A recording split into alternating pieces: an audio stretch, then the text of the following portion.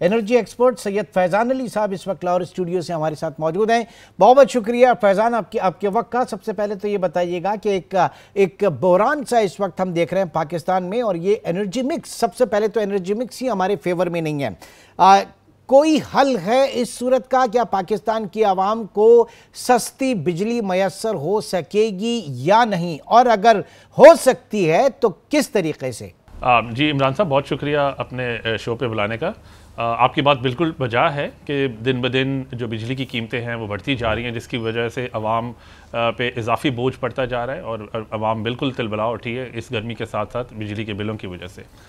जैसा कि आपने पूछा कि क्या इसमें कोई हल है, कुछ इस तरह हो सकता है, तो जी बिल्कुल आप बिल्कुल ठीक फरमा रहे हैं। इस तरह बहुत सारे स्ट्रक्चरल चेंजेस हैं जो कि रिक्वायर्ड हैं। उस पर चाहे वो IPPs के कॉन्ट्रैक्ट्स हैं, चाहे वो सोलर की एडिशन है, चाहे वो और मुख्तलिफ़ किस्म की रिफॉर्म्स एजेंडा पे इम्प्लीमेंटेशन है पावर सेक्टर के, तो बहुत सारे इस तरह के स्टेप्स हैं जो कि लिए जा सकते हैं आवाम को थोड़ी सी मज़ीद जिसको कहते हैं ना बिल पे रिलैक्सेशन देने के लिए। लेकिन इसमें यह है कि इससे आवाम को बिल्कुल कोई गर्ज नहीं होता कि पावर मिनिस्ट्री या हुकूमत क्या स्टेप्स ले रही है। आवाम को at the end of the day वो ये देखती है कि जो मेरा बिजली का बिल है, जो मेरे यूनिट की प्राइस है, क्या वो मेरी जेब पे भारी तो नहीं है, क्या वो मेरे लिए अफोर्डेबल है कि नहीं है। बाकी आवाम के पास जितना भी, जिस तरह आजकल IPP का शोर है और बाकी मुख्तलिफ़ चीज़ों का शोर है, आवाम पे इस पर कोई फ़र्क नहीं पड़ता। वो सिर्फ ये देखती है कि एट द एंड क्या इससे मुझे कोई फ़र्क पड़ रहा है या मुझे कोई रिलीफ मिल रहा है कि नहीं। तो इसमें टैरिफ स्ट्रक्चर पे अगर आप बात करें तो जैसे आपको पता है कि टैरिफ में दो किस्म के कंपोनेंट्स होते हैं, कैपेसिटी चार्जेस भी होते हैं, एनर्जी चार्जेस होते हैं। तो इनमें कैपेसिटी चार्जेस और एनर्जी चार्जेस के कुछ रिफॉर्म्स आप करके इस तरीके से आप कर सकते हैं कि इसमें एनर्जी सब्स्टिट्यूशन कर लें या कैपेसिटी चार्जेस किसी तरीके से आपको रिड्यूस कर लें, जो कि हम आगे जाके इस पर बात करेंगे। ठीक है। अच्छा, अब ये एनर्जी मिक्स इस वक्त हम देख रहे हैं कि आपके पास जो हाइडल सोर्स है उससे आप 28% बिजली पैदा कर रहे हैं, थर्मल सोर्स से आप 48%, और थर्मल में जाहिर है कि आपके फर्नेस ऑयल भी शामिल है, आपका कोल, इंपोर्टेड कोल, और जो आपके इंडिजिनस रिसोर्सेज हैं वो भी इसमें शामिल हैं। मैं ये जानना चाह रहा था कि एनर्जी मिक्स जो है, सबसे पहले तो वही आपका एक गैर मुतनासिब है, उसको किस तरह से सही किया जाएगा?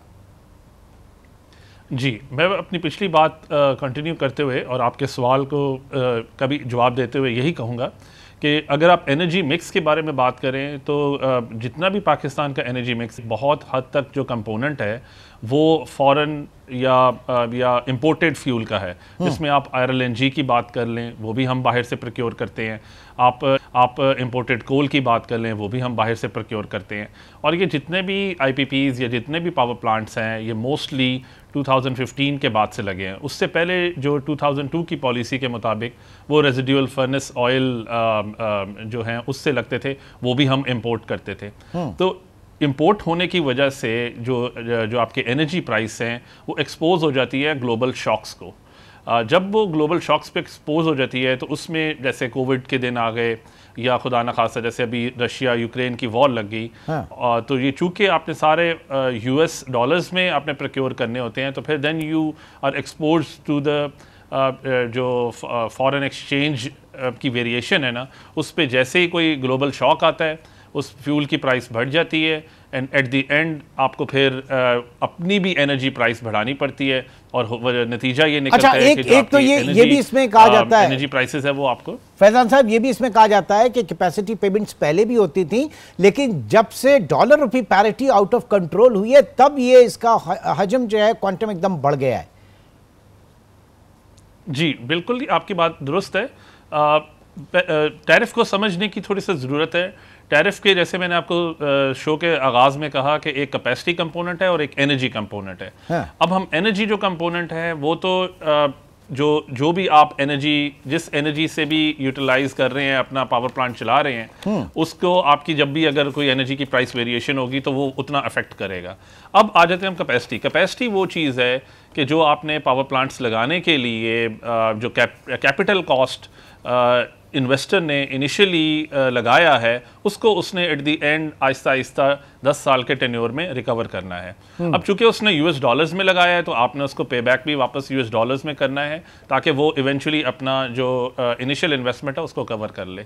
अब जैसे ही हमारे डॉलर की पाकिस्तान में डॉलर की फ्लक्चुएशन होती है तो फिर आपने उसको इंडेक्सेशन देनी होती है, क्योंकि उसने जो भी इक्विपमेंट खरीदा है उसने डॉलर्स में खरीदा है और उसने बाकी अपने वापस इन्वेस्टर को भी डॉलर्स में पे बैक करना है। यहाँ फिर वही बात आ जाती है कि फॉर एग्जांपल अगर हम 2015 की बात कर लें तो उस वक्त अगर डॉलर्स के रेट 102 पे इन्वेस्टमेंट हुई थी, आज डॉलर का रेट 278 है। तो इन कॉन्ट्रैक्ट्स में डॉलर की इंडेक्सेशन की भी क्लॉजेस शामिल होती हैं। तो वहां से फिर जैसे ही डॉलर की कीमत बढ़ जाती है आपको उसी के मुताबिक आपको उनकी पे बैक भी आपको करना होता है और इवेंचुअली फिर वो हिट करता है पाकिस्तानी अवाम को। अच्छा, इन द सेंस ऑफ अब जाहिर है कि हुकूमत के पास क्या ऑप्शन है सर? हुकूमत के पास क्या है? ये जो बात की जा रही है कि आपका जो इंपोर्टेड कोल के जो प्रोजेक्ट्स हैं उनको डोमेस्टिक पाकिस्तान के जो इंडिजिनस रिसोर्सेज हैं कोल के उनके ऊपर मुंतकिल किया जाए, क्या मुमकिन है ऐसा? जी बिल्कुल ऐसा मुमकिन है। अगर आप कैपेसिटी परचेज प्राइस और एनर्जी परचेज प्राइस जो कि दोनों को मिला के हमारा टैरिफ बनता है उस पर बात करें तो 65% ऑफ द ओवरऑल जो हमारा टैरिफ है वो कैपेसिटी चार्जेस होता है और 35% तकरीबन एनर्जी चार्जेस है। अब अगर हम सिर्फ एनर्जी चार्जेस की बात कर लें, एनर्जी चार्जेस अगर हम फॉर एग्जांपल अगर आप किसी ऐसे एनर्जी से बिजली बनाने लग जाएं इंस्टेड ऑफ फॉरेन फ्यूल जो कि आपके पाकिस्तान में ही एग्जिस्ट करता है, तो आपको ये जो dollar US dollar rupee parity है इससे आप बच जाएंगे, एक्सपोज ऑफ नहीं होंगे। फॉर एग्जांपल जैसे थर कोल है, थर कोल से जो बिजली पैदा हो रही है वो उसकी जो मार्जिनल कॉस्ट है वो 40 रुपीज़ पर यूनिट है एज़ कम्पेयर टू जो इम्पोर्टेड कोल से पैदा हो रही है जो कि इस वक्त अराउंड 12 to 13 रुपीज़ है। तो 10 रुपए का यहाँ ही फ़र्क तो बहुत बड़ा फ़र्क हो गया। कहाँ 4 रुपए 30 पैसे, कहाँ 12-13 रुपए, ये तो ज़मीन आसमान का फ़र्क हो गया सर। जी जी बिल्कुल ऐसे ही है। इसी तरीके से अगर आप कैपेसिटी की बात करें तो कैपेसिटी जो जितनी भी आपने इस वक्त लगा दी है आपने ये कोशिश करनी है कि उसी को यूटिलाइज करके फॉर द नेक्स्ट 10 ईयर्स आप अपनी जो एनर्जी डिमांड है उसको पूरा करें। एंड हो ये रहा है फॉर द लास्ट 2-3 ईयर्स कि हमारी जो एनर्जी की जो डिमांड है वो डिप करती जा रही है, लेकिन हम अपनी मजीद कैपेसिटी एडअप करते जा रहे हैं। तो जब हम मजीद कैपेसिटी एडअप कर देते हैं इवेंचुअली होता यह है कि वो it reflects in the overall capacity charges और फिर अवाम पे मजीद इजाफी बोझ होता है और फिर आपको उसको पे बैक भी करना है। चार्ट्स कहते हैं कि 2021 के बाद से न सिर्फ डिमांड जो है वो कम हुई, उसकी जनरेशन जो है पावर जनरेशन भी कम हो गई। तो ऐसा क्या हुआ 2021 के बाद से जो हम देख रहे हैं ग्राफ नीचे? जी इसमें बहुत सारे वजूहात हैं। कुछ वजूहात रिलेटेड हैं अपने इकोनॉमिक स्लो डाउन की वजह से, जो कि पॉलिटिकल इंस्टेबिलिटी थी पाकिस्तान में, उस वजह से इन्वेस्टमेंट कम हुई।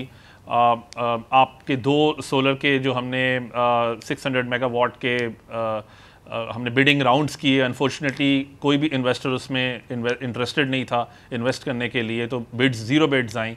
इसी तरीके से अगर आप थोड़ा सा उसके बरअक्स ये बात करें कि सोलराइजेशन जो कि रूफटॉप सोलराइजेशन की बात है, चूँकि सोलर की प्राइसेस बहुत डिक्रीज़ हो गई तो लोगों ने अपनी मदद आपके तहत अपने घरों पे नेट मीटर्ड सोलर लगाया, तो उसकी वजह से डिमांड श्रिंक हो गई। बहुत सारे इंडस्ट्रियलिस्ट ने भी सोलराइजेशन किया, कैप्टिव सोलर लगाया। सर सोलराइजेशन के हवाले से बात करते हैं, जो एक बड़ा कहा जाता है जनाब बड़ा पोटेंशियल है पाकिस्तान में सोलर एनर्जी का, लेकिन इस जो ओवरऑल रिन्यूएबल्स की अगर बात करें तो उससे आप सिर्फ 5% जो है वो इलेक्ट्रिसिटी जनरेट कर रहे हैं और सिर्फ सोलर स्पेसिफिक हो जाए तो शायद वो 2% से भी कम है।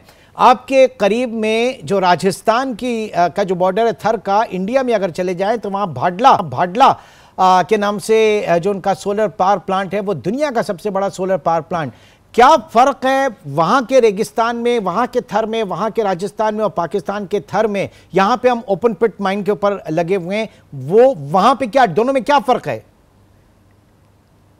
देखें, जहाँ तक इंडिया का सवाल है, हमें एप्पल टू एप्पल कंपैरिजन करेंगे तो थोड़ा सा ज़्यादा बेहतर रहेगा। इंडिया की जो एनर्जी डिमांड है वो बहुत पाकिस्तान से बहुत ज़्यादा है। 3000 मेगावाट उनकी अभी तकरीबन जो पीक डिमांड है वो है, जिसकी वजह से उन्होंने इवन जस्ट सोलराइजेशन के जो उनके जो प्रोजेक्ट कितनी है, पीक कितनी है, पीक कितनी है इंडिया की पीक जी 3000 मेगा 3 लाख मेगावाट के 3 लाख उनकी डिमांड 3 लाख मेगावाट जी जी जी जी okay. तो उनकी जो सोलराइजेशन की जो टारगेट्स हैं वो अराउंड 1,20,000 1,30,000 के हैं, जिसमें यूटिलिटी स्केल सोलर भी शामिल है। अच्छा तो अगर उनकी बात करें तो अब ये भदला जो आप पावर प्लांट की बात कर रहे हैं, this is around I think 2250 या 2500 मेगावाट के अराउंड है। तो उसके अगेंस्ट तो उनकी जो डिमांड है उसके अगेंस्ट तो दिस इज जस्ट पीनट्स। नहीं, लेकिन हमारे यहाँ तो इनकलाब आ सकता है ना सर, हमारे यहाँ तो इनकलाब आ सकता है ना इससे। जी जी जी जी लेकिन सर इमरान साहब, बस हमने ये देखना ज़रूर है कि हमने अपनी डिमांड के मुताबिक पावर प्लांट्स लगाने हैं। अनफॉर्चुनेटली गुज़िश्ता सालों में हुआ ये है कि हमारी एनर्जी डिमांड उस तरीके से राइज नहीं की जिस तरीके से हमारी पीक डिमांड बढ़ी है। पीक डिमांड जो हमारी है वो सारी कूलिंग डिमांड है। अगर हम सर्दियों के बारे में बात करें, सर्दियों में हमारा जो बेस लोड है वो 8500 9000 मेगावाट के अराउंड होता है, जो कि गर्मियों में स्वेल अप होके जो हमारी पीक आती है वो 25000 मेगावाट तक भी चली जाती है। तो ये this is all due to cooling load, ये बेस लोड नहीं है, ये हमारा इंडस्ट्रियल लोड नहीं है। ये 2-3 महीने के लिए आता है जिसकी वजह से हमें कैपेसिटी प्रोक्योर करनी पड़ जाती है उन 2 महीने 1.5-2 महीने को सर्व करने के लिए। उसके बाद वो सारी कैपेसिटी बाकी 8-10 महीने आइडल रहती है, जिसकी वजह से अब वो जब चूंकि कैपेसिटी आइडल रहेगी, अब हमने उसके कैपेसिटी चार्जेस तो पे करने हैं, तो लिहाजा ज़रूरत ये है कि हमने अपनी डिमांड बढ़ानी है। जब हमारी डिमांड बढ़ जाएगी, एनर्जी डिमांड बढ़ जाएगी, तब हम बहुत सारे सोलर, चाहे आप थर के कह रहे हैं या हमारे पास ऑलरेडी क्यूए सोलर जो बहावलपुर में है उसमें भी 600 मेगावाट की गुंजाइश है, और भी बहुत सारी जगह हैं, जैसे बलूचिस्तान हो गया, सिंध के बहुत सारा पोटेंशियल है, झिम्पीर में भी सोलर का हाइब्रिड सोलर का पोटेंशियल है। तो हमारी जो इस वक्त बेसिक अबव ऑल जो पावर जनरेशन के ऊपर सारा फोकस है सारी हुकूमतों का, इससे पहले जो आज हम भुगत रहे हैं, असल में जो ट्रांसमिशन और डिस्ट्रीब्यूशन नेटवर्क के ऊपर जहां पे इन्वेस्टमेंट होना थी पाकिस्तान में वो नहीं हुई। दैट्स द मेन एक रीजन।